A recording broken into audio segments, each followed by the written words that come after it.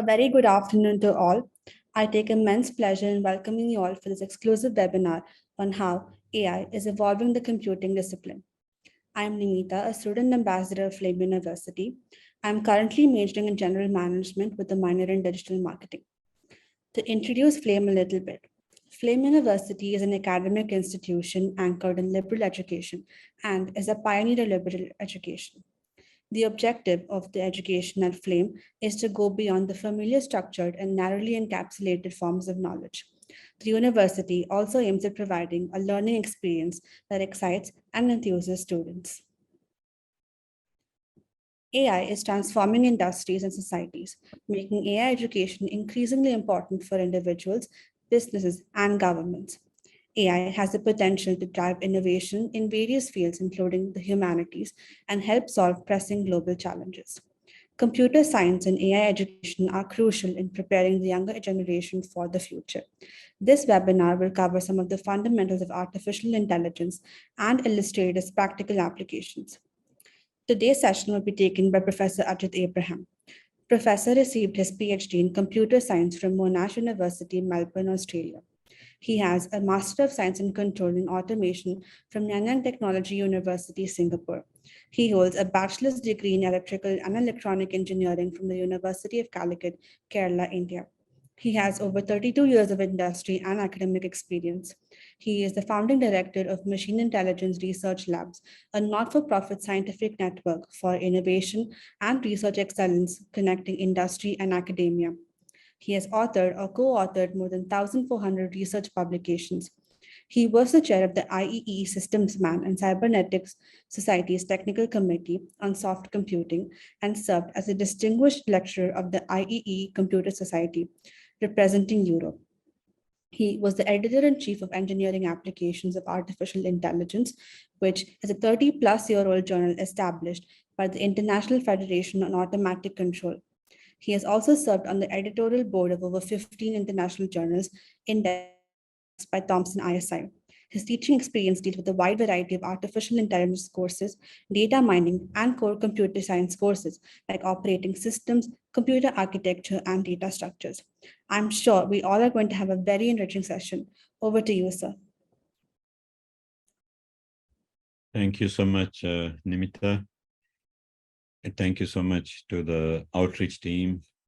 Roshni and others have done a very wonderful job. Good afternoon to all of you.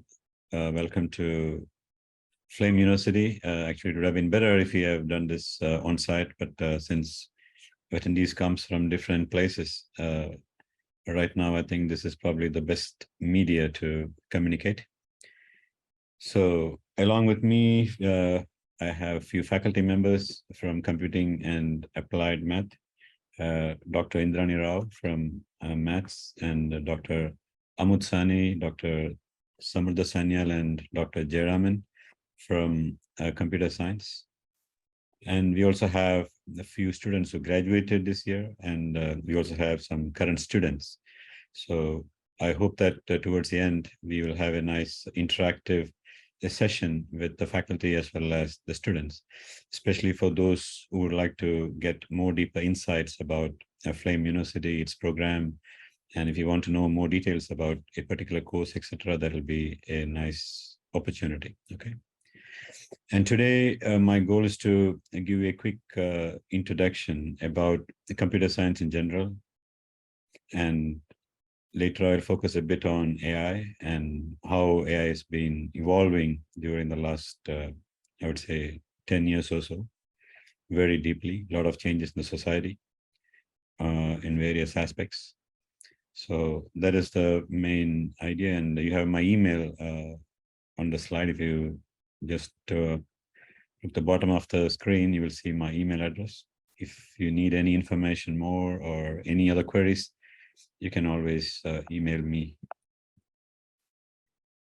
So I just want to give you a quick introduction about Flame University's, how Flame University differs from other universities. So Flame actually believes in liberal education compared to traditional, I would say, universities focused on engineering education, because since we are talking about computer science and its allied sciences.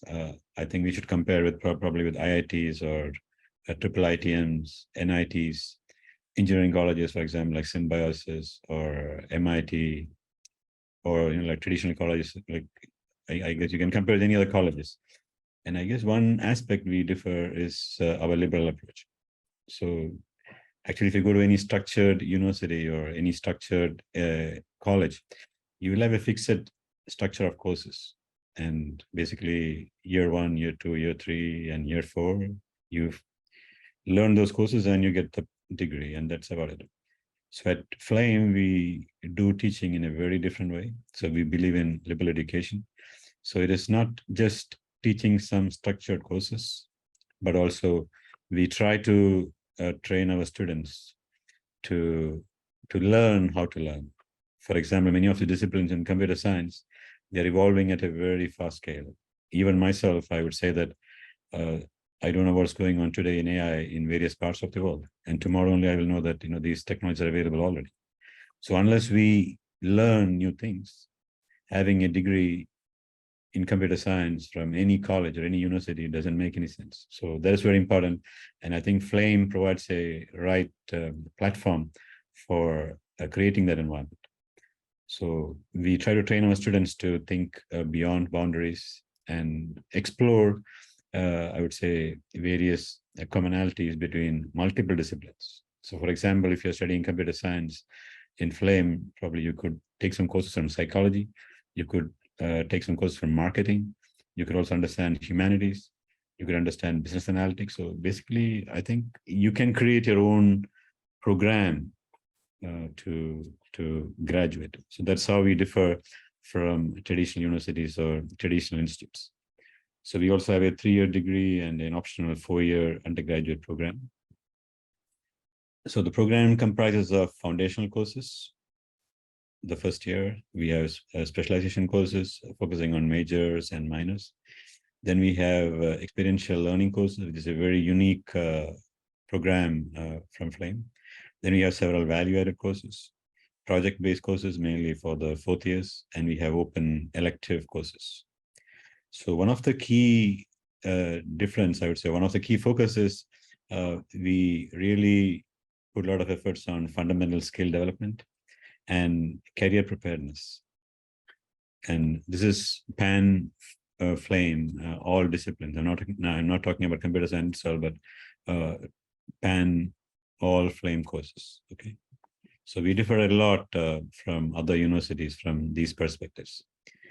We have 24 majors to choose from economics, sociology, journalism, entrepreneurship, communication studies, music, okay, even dance, design, finance, mathematics, psychology, philosophy, public policy, computer science.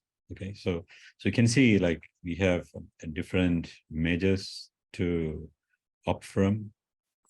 And now onwards, we will focus a bit on computing and computer science, data sciences.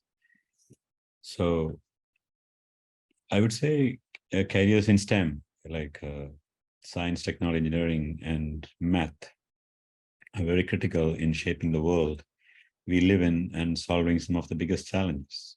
So soon you will see, how critical the learning of these courses are very important for making a lot of changes in our society. Okay, and Flame University recognizes the importance of offering various computer science courses and with several combinations of majors and minors. So for those who are very new to computer science, it's the first time if you're hearing computer science. What is computer science? I would say it's a study of computers and computational methods, okay, including their theoretical and algorithmic foundations, both hardware and software, and their uses for processing information. Okay, so if you go a bit deeper, discipline itself, it includes a structure of algorithms, data structures, computer network design, modeling data, and information processes, and I would say AI and various other paradigms to grow with this. And Computer science itself, if you ask me whether it is pure science, I would say it's not, but it's also another science. So it has a lot of foundations from mathematics and engineering. For example, it incorporates a lot of theoretical backgrounds from queuing theory, probability, and statistics. And if you look at hardware or network, it is full of engineering. So you would see STEM, the whole STEM, like in a very nice format in computer science, probably one of the, very strange disciplines. It combines everything nicely. And at Flame, if you're studying computer science, you also have the options to have minors. For example, you can have a minor in finance, entrepreneurship, marketing, business analytics, applied mathematics, psychology. So can you imagine this? Actually, psychology cannot be paired with applied mathematics. Oh, is it computer science? Oh, I'm sorry. I thought you were talking about applied maths. Is it a different slot? I thought it was in the morning. The basket? Sorry. So yeah, sorry. So this is computer science, and Oh, I'm sorry. Okay. I No, get it's it from our website. So yeah. I actually was just thinking about applied maths, and yeah. Okay. Yeah. No, sorry. I have another slide coming up. So that is a different slide. Yes. So basically, you'll have different combinations for minors, and I think you can imagine computer science with a minor in these interesting areas. I think you can imagine the way you want to fly in your career. Okay, so Flame provides you that nice opportunity. So now let me focus a bit on AI itself. Just want to illustrate the importance of AI and how AI has grown during the last 10 years or so. So if you look at history, like if you look at the last 600, 700 years, what are some of the main inventions that have changed the world in a big way? For example, starting from printing press, electric light, automobiles, telephone, radio and television, vaccination, computers, 1939, airplane, gas-powered tractors, anesthesia. Okay, these are some of the, I would say, the greatest inventions that have changed the world in a very big scale. And if someone asks me what is the greatest invention of during the last 10 years, or I don't want to compare with the last 600, 700 years, but let us say last few decades, I would say it is AI. It's more like a revolution. We are going through a revolution. So the key here is we are able to build software, hardware, or intelligent machines that are able to think and act the way that previously only human could do. So it is more like mimicking humans. AI is more like how to mimic the way a human thinks or the way we do things. And we try to make a machine do that. Okay. For example, like if you look at the sky, you can easily say that it's going to rain. Right? I mean, and if you ask your parents or if you ask your grandparents, they'll be able to get a better answer. Even they can precisely tell that it might rain in 10 minutes because they could feel that, the wind chill and probably the direction of the clouds, how it is moving. And this is experience. So we are trying to teach algorithms, software, machines to encode this experience, okay, and try to generalize. So once we train the machines or try to make these intelligent methods, and then we teach if the situation is like this, then the outcome is like this, given examples, and then we are able to generalize from unseen examples. Okay, I will illustrate this in the next few slides. Okay, so we are able to interpret the world around them, learn from information, make decisions, and take appropriate actions, often without human intervention. Okay, so if you ask me whether AI was there 50 years ago, yes, we had AI, we had almost all the methodologies, but we didn't have powerful computational processing power during those days. Especially during the last 20 years or so, we are able to have immense computational power, even on our laptops, even on our mobiles. Even now we have mobiles with multi-core processes, which was unimaginable probably 20, 30 years ago. Okay, so AI has grown just because of the massive improvement of computational power. So if you look at historically, you will see that we started from the 50s, 60s, 70s, and all the way. Now we talk about advanced learning schemes, for example, like deep learning methods. Okay. So today we are talking about transformers and various other advanced learning methods for handling complex data. The data itself has changed a lot. If you look at 50 years ago and now, the entire datascape has changed from structured data to very unstructured data. Today, we are talking about language models. We need to deal with data which is very unstructured, could be text, could be some messages, could be some tweets. Plus, sometimes you need to combine all these things to get meaningful information from there. Okay, so it poses a lot of challenges. So if you look at several applications, for example, like look at the environment.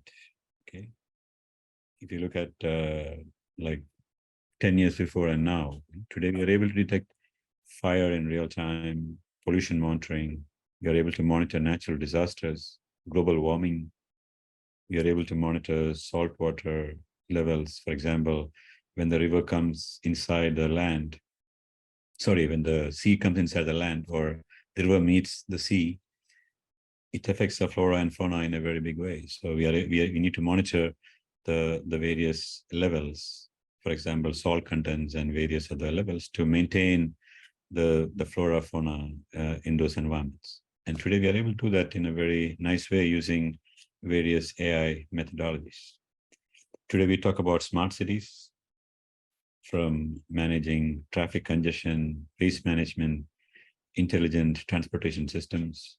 We talk about smart manufacturing itself, where AI plays a very big role. If you look at governments, we call smart government systems, where a lot of activities happen electronically and decisions are made also using various AI technologies.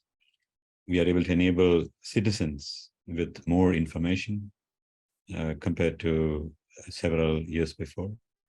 We are able to take our farming and agriculture to an entire new level. We are able to customize. For example, if you test a soil, we are able to understand the patterns. For example, this soil needs this fertilizer so that if you plant this particular agriculture, probably we might get more productivity.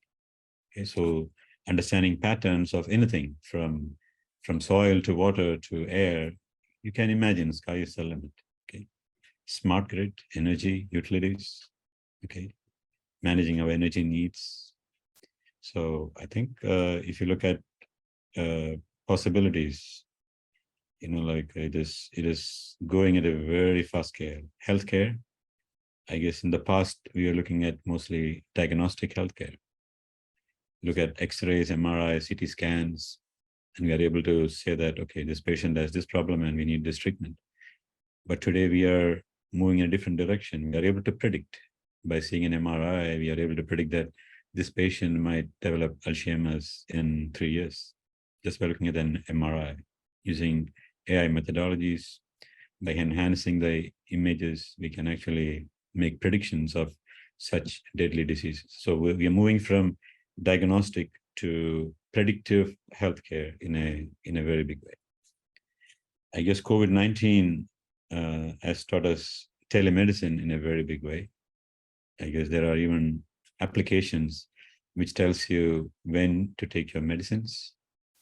And for example, the applications also sometimes using wearables, applications can measure your vitals, and then the app can send vital data to your nurses or doctors or hospitals or even to relatives. Okay, and imagine having an application which can monitor the entire hospital, your different patients. As a doctor, if you can monitor the entire hospital, your patients in real time, okay, their vitals and how the hospital is functioning, etc., etc., etc. So I think telemedicine is growing in a very big scale using various AI methodologies.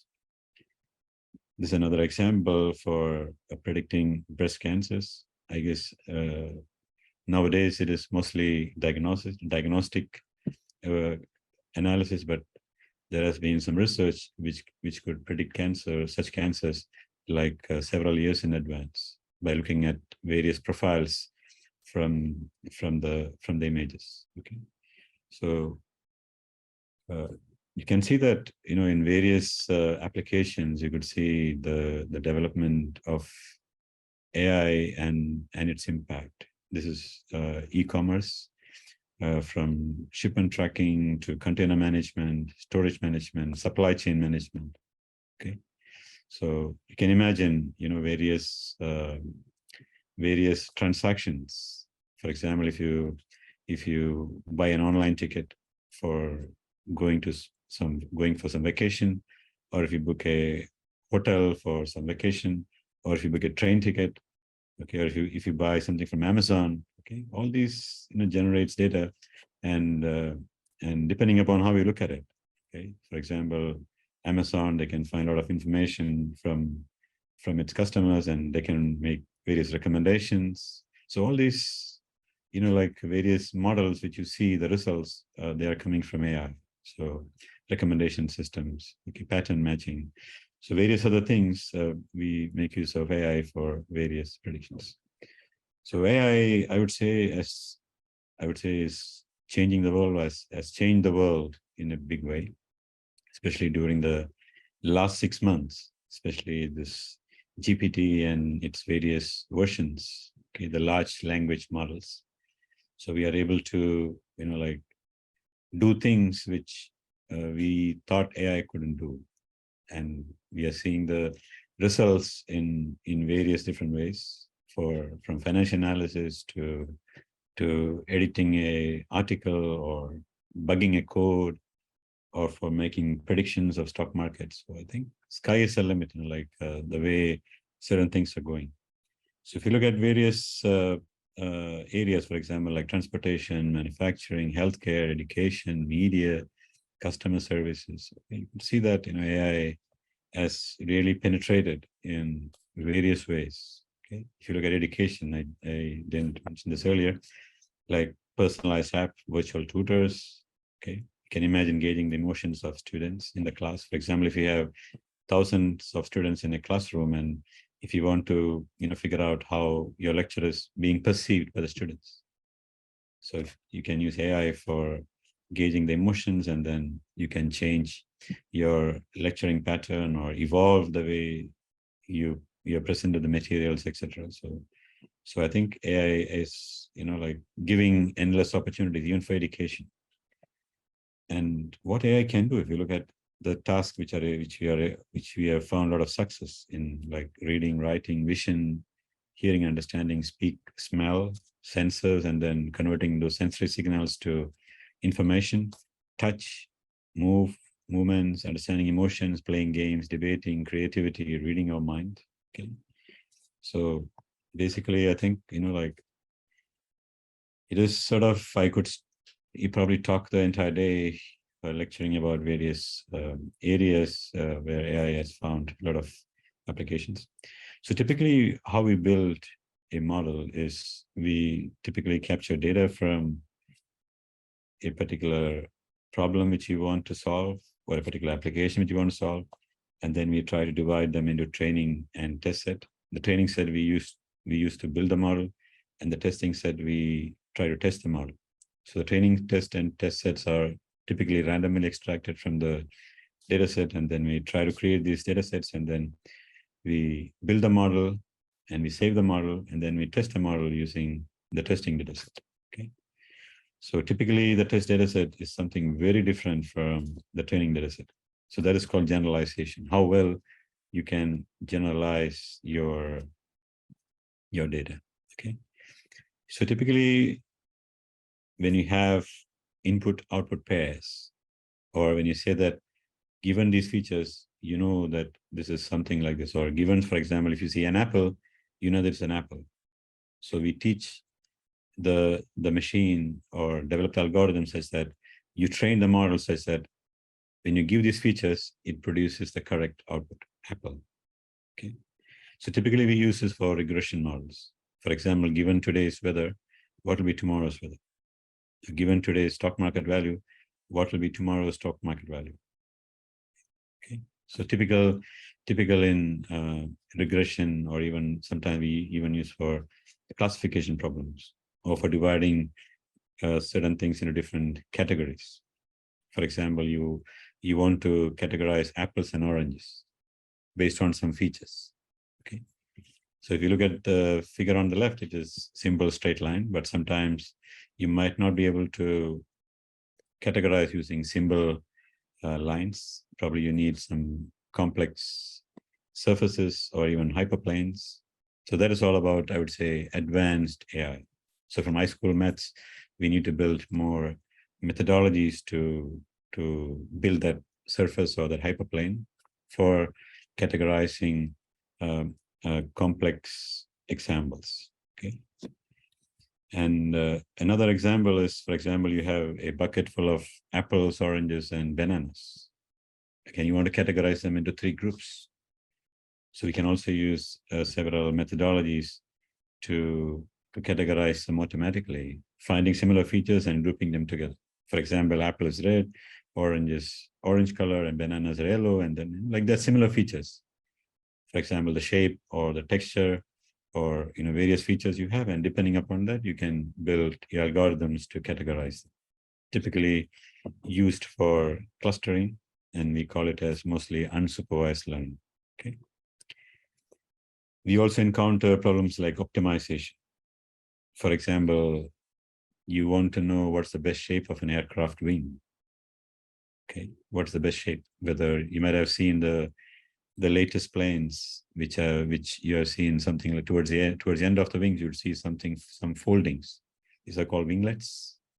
So Boeing has used AI for designing those winglets, and soon after that, Airbus also implemented that, and now we can see the entire aircraft wings use winglets. So that's an example, okay, how to use AI for solving practical problems. So you have an aircraft cargo plus space. For example, you have a big aircraft which is used for loading cargos, and you have this cargo sizes, and then you want to know how to load such that you utilize the space, the complete space, and also minimize the time. Because if you take the whole day, probably it is not worth it, right? So you need to figure out how to load this cargo optimally so that make use of the full time as well as minimize the time. Make use of the full space and minimize the time. It's a very simple optimization problem. Similarly, if you want to travel, like for example, like 10,000 cities, let us say in India, if you want to go to cities having more than 1 lakh population, and we need to make sure that this person cannot visit the city more than once. So each city once, and complete all the cities having more than 100,000 population. It's a big challenge, right? But if you ask AI to do this, we can easily solve this. It's a typical traveling salesman problem. Okay, so you can imagine this type of examples. We can imagine using in various practical applications. Okay. AI in art, I guess, last year or so, AI has been used in various aspects. Okay. I think probably very soon we will have a lot of issues with copyrights, with a lot of creativity related things, etc. Because AI has been widely used for creating such things. For example, if you want to design a cat or draw a cat from the 30s to 70s, and using various emotions, for example, determine happy, sleepy, angry, shy, okay, and various other patterns of drawings, and various tonings, and even various environments, okay, and even various prints, okay, and all this you can just do it with some prompts. So you can imagine if you just type it in a prompt, you want a cat with this type of things, then the system will automatically give you such a cat. So you can see that AI is playing a very important role in several aspects in the society, from providing knowledge, example, medical diagnosis, reasoning, legal analysis, planning, like logistics, communication, like voice control, customer support, perception, like autonomous vehicles, okay, authentication. So I would say computer science is for everyone. I think the future, I think there is a need, I think, for all of us to be educated about computer science in general. And I think especially for youngsters, especially those who are looking for a better option, or if you haven't made a choice yet, probably computer science is a nice area where we could develop your knowledge and skills for success in careers across all sectors. I just explained, some areas. You could imagine, like, sky is the limit, okay? Imagination is the limit. So it teaches important skills such as creativity, problem solving, critical and flexible thinking, coordinating with others. Essential literacy is very important in today's world, okay? So computer science major typically intends, for example, if you study computer science in Flame, these are some of the, I would say, our goals. So equip students with a strong technical foundation to creatively apply computational technologies to solve problems of practical interest, expose students to a wide range of problems from diverse areas and the computational methods employed to solve them, provide skills to succeed and advance in professional careers related to computing or software. But again, as you have seen before, the sky is the limit. Basically, you can plug in helping in healthcare sector, or helping a legal aid, or helping a business organization, or even doing your own startup. Provide the basis for advanced studies in the field, develop an entrepreneurial orientation. This is something very unique about Flame, I would say, by having this unique liberal education. You are able to think from different perspectives, develop communication and soft skills to function effectively in their profession, inculcate the habit of lifelong learning and development to keep pace with the advances made in the field. It's very important, especially in computer science, to keep up to date. Course outcome, basically, the students will be able to apply computer science concepts for design analysis, algorithms, interpreting data, and computing solutions, apply diverse programming paradigms, use and apply system design principles, design, plan, and implement software projects, demonstrate practical knowledge, understand the importance of computational methods, information technology in various fields. And something which is very unique in Flame, we also try to introduce research at even at very young days in Flame. For example, even at the first year, second years, we try to engage our students to do small scale research. So I guess end of the course, they'll be able to evaluate research papers critically and explain the arguments presented in the paper, develop original ideas for new ventures in the computing domain and take first steps to implement them, demonstrate ability to communicate information and knowledge in a clear, logical, and critical manner. Okay, so these are, I would say, some of the outcome.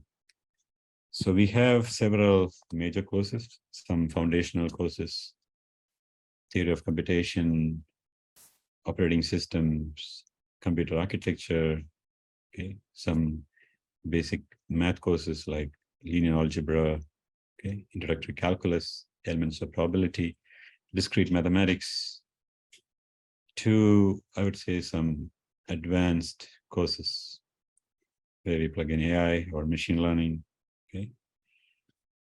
We have courses on computer security, various computer simulations, okay. And besides this, we also have several minor courses. So starting from web systems principles. So these are, I'd say, very rare courses, which sometimes we cannot find in typical, I would say, typical colleges. For example, like the web system principles. And we also have some advanced courses, for example, cloud computing, okay, and advanced various computer science courses. At honors level, we also have several courses to look at, okay. So again, various combinations of advanced and fundamental computer science courses. So most of these things you can find from our website. If you go to flame.edu.in, and if you go to computing and data science school, you could find all this information right there, okay? So we also have a major in applied math. I was talking about that. I was talking about computer science earlier. And in this, we can have like 21 minors, okay, from finance to dance. I'm not very sure how interesting it is, but imagine studying math at the same time you're minoring in dance. So I think it's a very rare opportunity, I think, which Flame provides, like minor in journalism, even you can minor in computer science, music, design, finance, marketing, traditional areas. But we also have areas like dance and music. And imagine, like, sky is the limit if you want to fly with your strong math major and a minor in such interesting topics, okay? So I think only Flame can offer such different combinations, and our faculty is fully equipped to train and kindle the fire in you, okay? So that is all from me. So actually we have invited some students to give their versions. Actually, we have some students who have graduated via the convocation on May 20th. Actually, it was last Saturday. And we are the first batch of computer science students who graduated, and we have 3 of them with us today. So I would like to invite Nandini Gandhi. She was actually the gold medalist from our first batch, along with Shubhangi Sharma. She's actually going for higher studies in Oxford. And we have Madhav Gupta, another outstanding student. So I would like to invite Nandini Gandhi to start with. Thanks, Nandini. Over to you. Thank you, sir.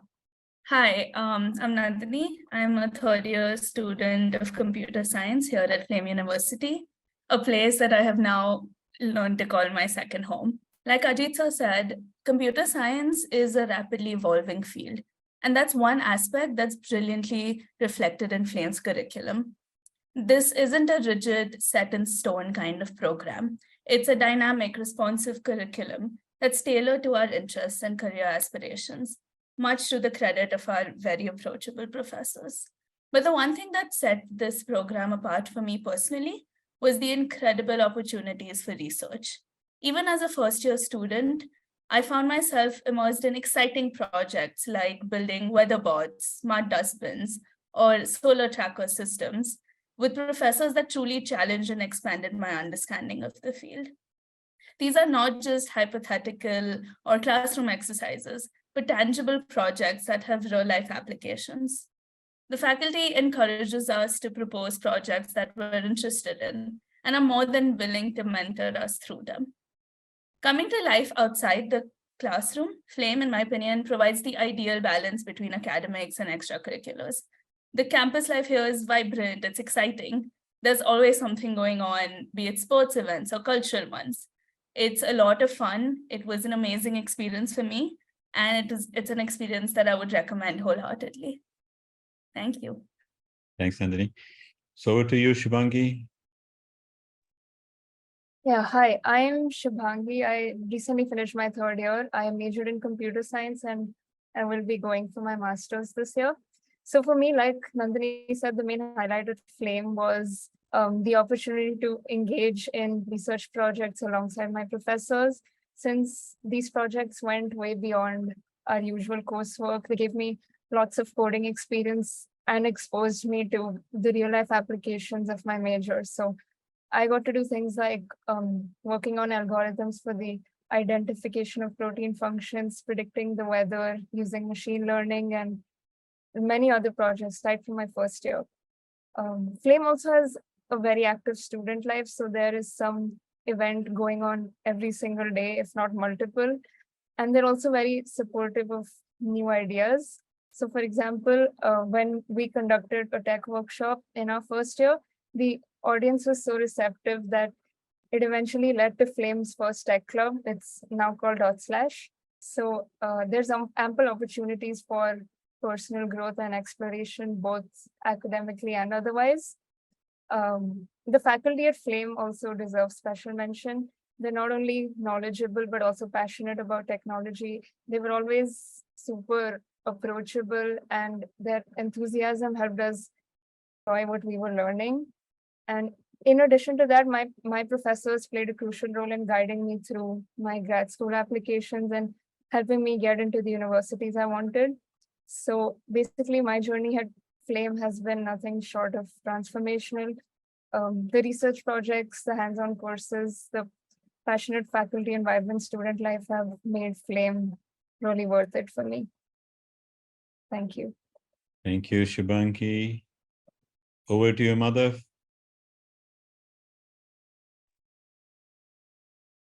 Hi, I'm Madhav. I just finished my third year of computer science at Flame. And let me tell you a story about my college admissions, which I'm sure most of you would relate to right now.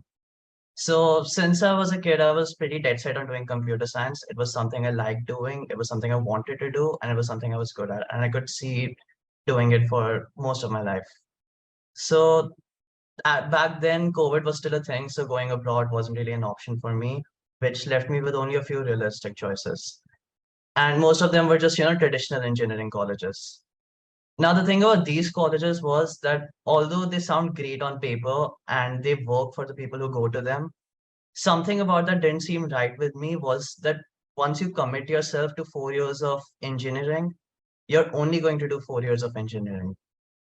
Now, I'm of the philosophy that, if there are there's millions of things to learn about in the world. So why would you only restrict yourself to one of them? And so because of that reasons, engineering colleges didn't sit right with me. Coincidentally, that year was also the first time Flame offered computer science as a major. So I started studying about that. I eventually applied for the program and I got in. And in the 3 years since then, I've done computer science. But aside from that, I've done stuff like digital marketing, entrepreneurship, psychology, finance, accounting. I've done so many different things that an engineering colleges wouldn't teach you because you don't need to know them. And it's not only stuff that distracts you from computer science as most people think it is. In fact, you can use the strength of your computers or whatever your major is in other fields. So for example, if tomorrow I come up with a really good app, like a really disruptive product, like if I come up with ChatGPT 5 or something, not only will I be able to make that product, but also I will know how to convert that to a startup, how to scale it up, how to market it, how to finance it, how to make a business out of it. Another example is that a research paper I'm currently working on is about detecting depression in text. I would not be able to do that without the psychology exposure I had in some of the courses I took. So even though I graduated with computer science, I know way more about psychology, about entrepreneurship, about digital marketing than most other computer science majors might.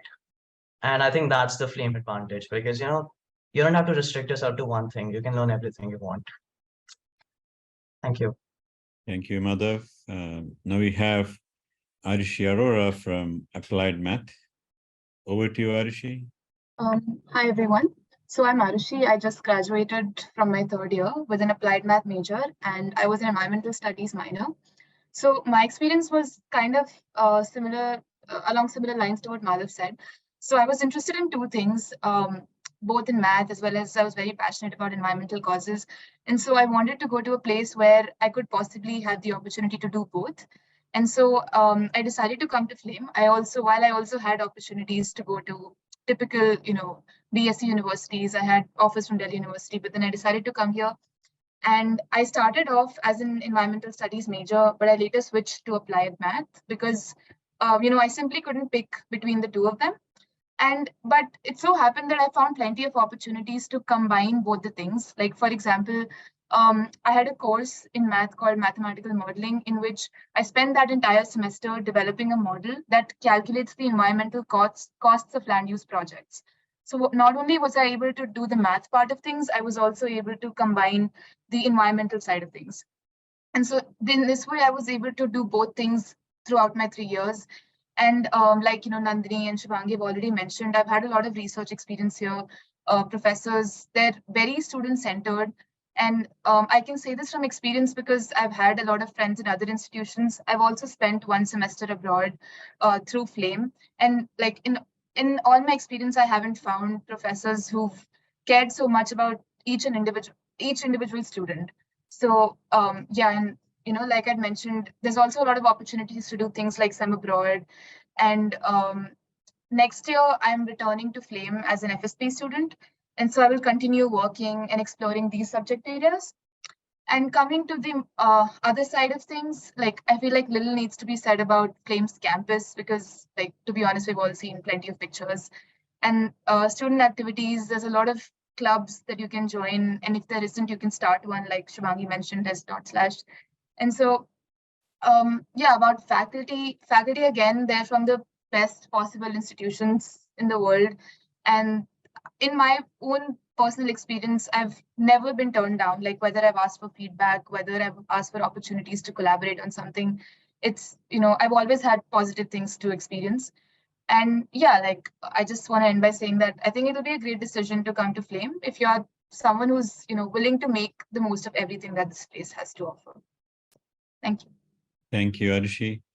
Yeah, I feel very happy that all the four of you are passionate about continuing your studies. So all the best for your continuing education. All the best to Nandini, Shubhangi, Madhav, and Arushi. Now we'll go to our current students. Actually, they just finished their second year and they will be starting their third year from August. Charu Agarwal. Yes, sir. Can you hear me? Yes, very well. Great. So my major is applied mathematics and I'm minoring in business analytics. Like applied mathematics in Flame has been so diverse, like it shows you different concepts in the whole mathematics environment that's there. Like you study algebra, you study geometry, you study calculus, and then you do statistics as well. So it covers all the possible options that you have in the field of mathematics, And alongside that, it also gives you a few courses which are related to the computer science and computer science department where you can learn how to code. Like I was confused between choosing applied mathematics and computer science, but then I ended up choosing applied mathematics also because it wasn't very coding heavy. Like I could balance it out with other mathematical courses. So if you're somebody who's not very confident about coding aggressively or rigorously, I think applied mathematics would be a good choice for you because it gives you the foundations of computer science alongside a little bit of hands-on experience in coding and designing algorithms. Other than that, like the campus life, like everybody has mentioned, has been amazing. The faculty is great.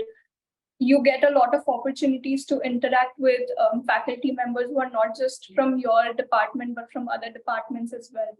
And forming relations and connections becomes really easy in Flame. I know that I am a research assistant with a professor who's in the marketing department, helping her with mathematical models and whatever is needed in her research papers. So it's very vast. Like you can literally pick anything that you want to do and combine it with your area of specialization and provide inputs that you want to provide. So that's pretty much it. Yeah, thank you, Charu, for your inputs. Over to Jeet Shah is actually, he finished his second year and he's going to the third year computer science. Over Hi to you. guys. So all of my seniors have pretty eloquently put how great computer science as a major is. Specifically at Flame University, there's not much I can add to it. But from personal experience, I can tell I have enough skill to spend hours automating a task which will probably take me 15 minutes to do. So that's one good thing. But like jokes aside, I've been parts of various projects in just 2 years. We've built prototypes, we worked on research projects. One of my research project was a final assignment for a semester. We had a hackathon for a mid-sem. So the way the courses are structured and evaluated are pretty different from traditional courses and something that's extremely exciting to be a part of. And yeah, it's a great thing to be a computer science student at Flame University, and it's something I really enjoyed up until now.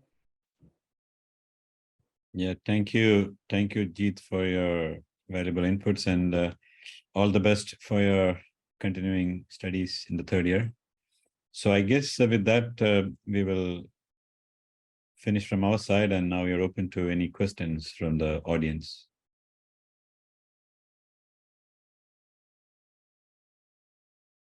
Nimita, you probably can ask the audience if they have any questions. Yes, we do have a few questions in the Q&A chat box.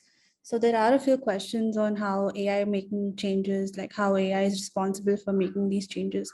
Do you have anything to say, Professor? All right, I'm just looking at the chat box. Okay. Yes. And explain once how AI making these changes probably. Actually, we are seeing this in our daily life, like the slides which I mentioned, these are all practical cases. So we could see applications of AI in various sectors, from healthcare to e-commerce. For example, if you just buy something from Amazon, you can easily verify this, right? I mean, you could see recommendations.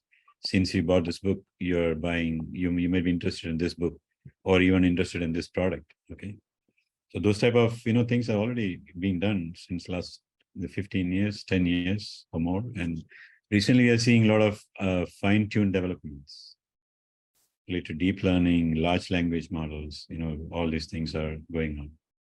So I think it is going to make a big change in our society, and actually we are going through that. So, and I think now there are even like talks about regulating the growth of AI, because the way it is growing, it is very difficult for us to predict what can happen in 6 months, especially with this GPT methodologies which are evolving very fast, and you could see large language models, practically in several domains. So it is going crazy, and like governments and regulators are getting very concerned about this. So I think we are really seeing changes in various aspects in our society. So, sir, can you please explain once how is AI responsible for these changes? Well, like I was just connecting this, like responsible AI is another interesting area, which is related to how we use AI for good things, while taking care of ethics and various society needs. So not for like self-destruction or creating bad things in a society. So such things, there are several societies dealing with this. For example, IEEE, ACM, even governmental bodies are now working on various regulations for creating responsible AI platforms. So I was mentioning about this. I think last month there was a meeting with some global leaders, and I think it was in the G7.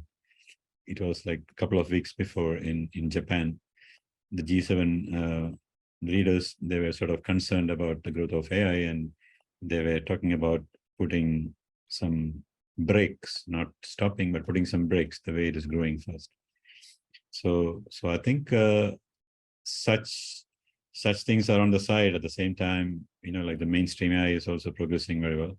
But I think there is a certain gap between these two areas. Like the main AI stream is growing very fast, and at the same time, regulators are also, growing. But I think that growth is very less. I think we need more in the community to look at ethics, regulations, etc. Okay? I think there is a big gap between these two areas. Let me go to the next question. So when companies will hire, they will want the candidates to know to use AI to work effectively for most professors in the future.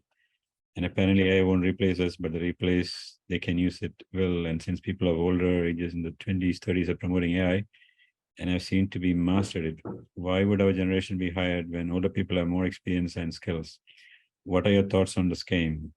And will AI be a primary source of creativity? And what AI tools do you suggest we as students master in? Well, I guess in the beginning of my talk, I told you, even I don't know what is AI, how AI will be tomorrow, because it is growing at a very fast scale. And technically speaking, we need more youngsters to get trained. And like some of our students mentioned, like it is not learning, but also it exposes you to different ways of doing things. You can be entrepreneurs or solving large scale problems. So it is not, studying some textbook and, closing it there, because we are trying to learn something which is, developing continuously. So basically we are jumping into a river and then you're going with the flow. Okay, so AI is not something like that. So basically you cannot put a full stop that, that's all I need. And then, so it's not like that. So the field is growing tremendously. If you look at any mainstream computer science or even engineering, or even you name it, any field. I'm not, boasting myself, though I work in AI, but if you look at, any field, this is one of the, I would say, the field that is growing very fast, faster than we can imagine. For example, like 25 years ago, when I started, learning AI 25 years ago, and I could, see that, certain things need like 2-3 years to come out. But now you could see the results coming out in 1 week. So a lot of scaling up, a lot of people are working, and, we exactly don't know what will be tomorrow in this field. So there is continuous opportunities, and I guess as long as we are competitive. So AI is not going to replace humans. So the thing is, we need to really challenge AI. We need to train ourselves to take the next step. For example, you might have heard of ChatGPT and all these GPT technologies. Now there are jobs called prompt engineers. So basically all you need is how to make ChatGPT work according to the task. So you can imagine those task needs, like specialized skills. So we need to train ourselves to, get those job slots. So for me, I think, there is continuous demand, and there is no concern about, replacing human jobs with AI, etc. But only thing is we need to update our skills and we need to go to the next step. Can you please give more details about the placement opportunities and what kind of companies are recruiting UG students? It's a very nice question. Actually, we just had the first batch coming out, and we had like 15 students, and out of them, most of them, I would say, want to continue their studies, which is very interesting from a faculty point of view. And like I said, it's always good to continue education, as much as you can, because the field is growing, and I think even we don't know what is going to come up tomorrow. So I think getting the best skill set, making use of the opportunity as much as you can, that is probably one aspect. Coming to the industries which could recruit such students, I guess again, sky is the limit. Could starting from healthcare, to e-commerce, to mainstream IT companies like Infosys, or if you go to international like Apple, I think sky is the limit. And at Flame, I'm sure you might have seen our faculty profiles. We are all very international, so we are all well trained, and we are also very equipped. We also do research. We just don't teach textbooks. We do our own research. We produce knowledge. So that is how we differ from traditional universities. Okay, we ensure that we are up to date with the latest methodology. So that is, we keep our students challenged as well. So the next question, sir, can you explain once how is AI responsible? Okay, that is done. Are there any exams we need specifically to apply? So yes, I think we have exams, and I guess I had a slide, but I removed it. Probably, I think you can get it from our outreach team. Probably once he finishes, you can get the details from them. Okay. Sir, can you please explain once how is AI responsible for these changes? I guess I already answered this before.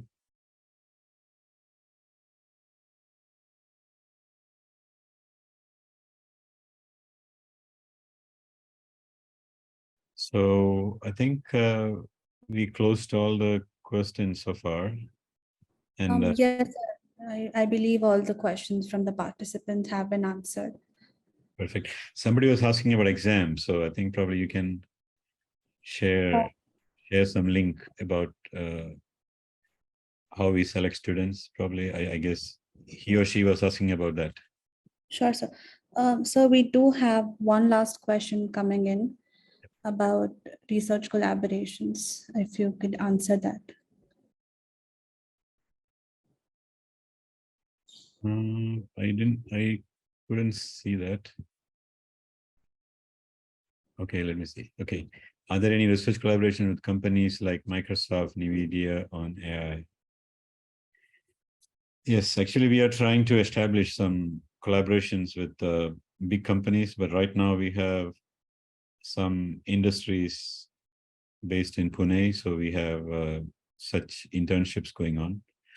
At the same time, we also have lots of collaborations with some US institutions as well. So our students are doing collaborations with those industries.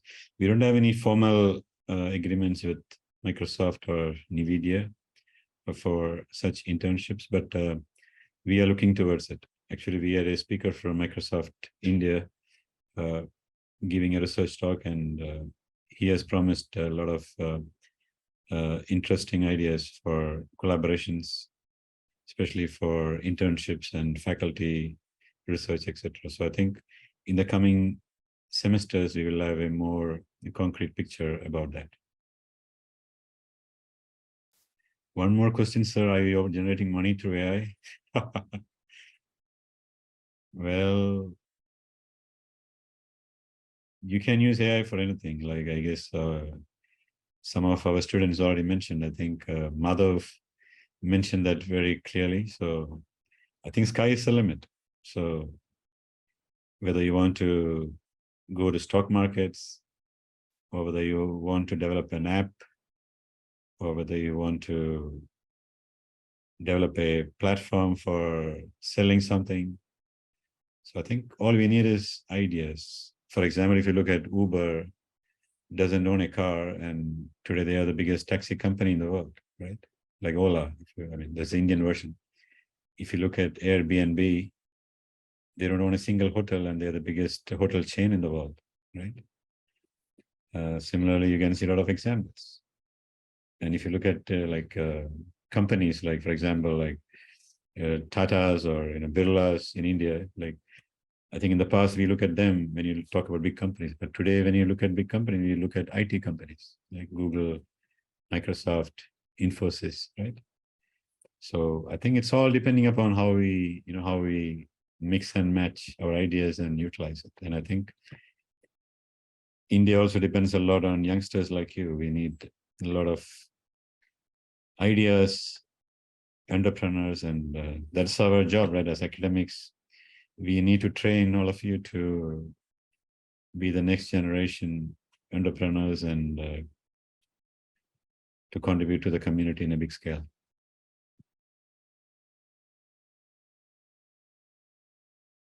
All right, so I think, any more questions?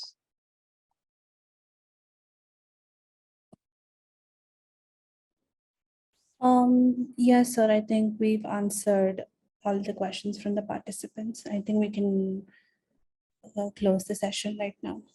All right, okay. So if any of you need any further information or inputs, you can always get back to me, or you can also reach the outreach team anytime, or you can also write to one of our faculty members, okay? So thanks again to all our students who spent a valuable time, especially those who graduated, and I think we disturbed you from your break time or from your, and thanks again to the faculty members who joined us today. So I wish all of you a nice evening ahead. Thank you so much, sir, for this enriching session. It was really helpful. I would like to thank all the other faculty members as well, and all the students who took part in this session. It was really helpful and really enriching. Thank you so much. Thank For all the participants, I really hope that the session was helpful and enriching. Please do follow our social media channels and YouTube channels for more updates and more information regarding the courses, academic life, and campus life as such. Thank you so much. Thank you, sir. you. Thank you again, Nimita. Bye. Thank you.